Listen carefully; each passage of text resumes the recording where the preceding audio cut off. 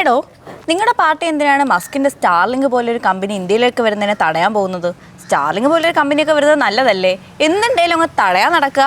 ഇവിടെ ആരും ഒന്നും വരുന്നതിനൊന്നും എതിരൊന്നല്ല. പക്ഷെ സ്പെക്ട്രം എന്ന് പറയുന്ന രാജ്യത്തിന്റെ പൊതുസ്വത്തല്ലേ, ഒരു ന്യായം വേണ്ടേ? ഇതിങ്ങനെ 3 കമ്പനികൾക്ക് കൊടുക്കുകയാണോ വേണ്ടേ? 2G സ്പെക്ട്രം വിഷയം ഓർമ്മയില്ലേ? അപ്പം അങ്ങനെ ലേലത്തിൽ വാങ്ങുകയല്ലേ വേണ്ടേ? ഓ പിന്നെ ഇനി എലോൺ മസ്കിന്റെ കമ്പനി ഇവിടെ വന്ന് ലേലത്തിൽ ഇരിക്കണോ? എലോൺ മസ്കിന് എന്താ കൊമ്പുണ്ടോ?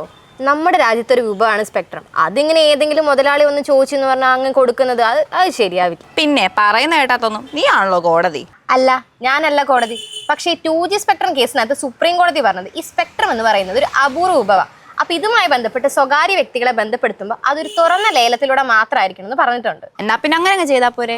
ജിയോയും എയർടെലും സ്റ്റാർലിങ്കും ചേർന്ന് ഈ സാറ്റലൈറ്റ് സ്പെക്ട്രം ഉപയോഗിക്കുന്നതിനകത്ത് ഒരു മോണോപോളി, അതായത് ഏകാധിപത്യം കൊണ്ടുവരാനാണ് ശ്രമിക്കുന്നത്. ഓ പിന്നെ ഒരു ഏകാധിപത്യം. നിങ്ങൾക്ക് അല്ലെങ്കിൽ എന്തെങ്കിലുമൊക്കെ കണ്ടുപിടിച്ചിങ്ങനെ മുടക്കാൻ മാത്രമേ അറിയുള്ളൂ. ഒരു ഉദാഹരണം പറഞ്ഞുതരാം. ഇപ്പൊ യുദ്ധം നടക്കുന്ന ഉക്രൈനിലെ അവിടെ അമേരിക്ക പറഞ്ഞത് മുഴുവൻ കേട്ടോ, അല്ലെങ്കിൽ ആ രാജ്യത്തിന്റെ ഇന്റർനെറ്റ് സംവിധാനം മുഴുവൻ ഞാൻ തകർക്കും, മര്യാദയ്ക്ക് പറയുന്നത് കേട്ടോ എന്നാണ് എലോൺ മസ്ക് പറഞ്ഞത്. ഒന്ന് ആലോചിച്ച് നോക്കൂ, ഒരു രാജ്യത്തിനെ മുഴുവൻ ഒരു കമ്പനി മുതലാളി ഭീഷണിപ്പെടുത്തുന്നത്.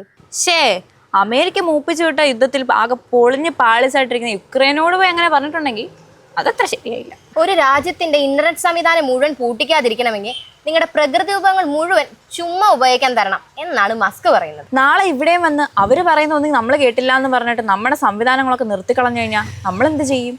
അങ്ങനെ ഒന്നും ചെയ്യാൻ പറ്റാതെ ഇരിക്കുന്ന അവസ്ഥ വരാതിരിക്കാൻ വേണ്ടിയിട്ടാണ് ഇന്ന് ഇതിനെ എതിർക്കേണ്ടത്. മാത്രമല്ല ISROയും അതുപോലെ പട്ടാളം അങ്ങനെയുള്ള കമ്മ്യൂണിക്കേഷൻസ് കാര്യങ്ങൾക്കും പ്രധാനപ്പെട്ട കാര്യങ്ങൾക്ക് വേണ്ടി ഉപയോഗിക്കുന്നതാണ് ഈ സാറ്റലൈറ്റ് സ്പെക്ട്രം. ഇത്തരം പ്രധാനപ്പെട്ട സ്ലോട്ടുകളിലൊക്കെ സ്റ്റാർലിങ്കിന് ഇടപെടാൻ അനുവദിക്കുന്നത് എന്തൊരു അവസ്ഥയാണെന്ന് ആലോചിച്ചു. ശരിയാണല്ലേ, ഇത്രയും ഭീഷണി ഉണ്ടെന്ന് സത്യമായിട്ട് ഞാൻ അറിഞ്ഞിട്ടില്ല.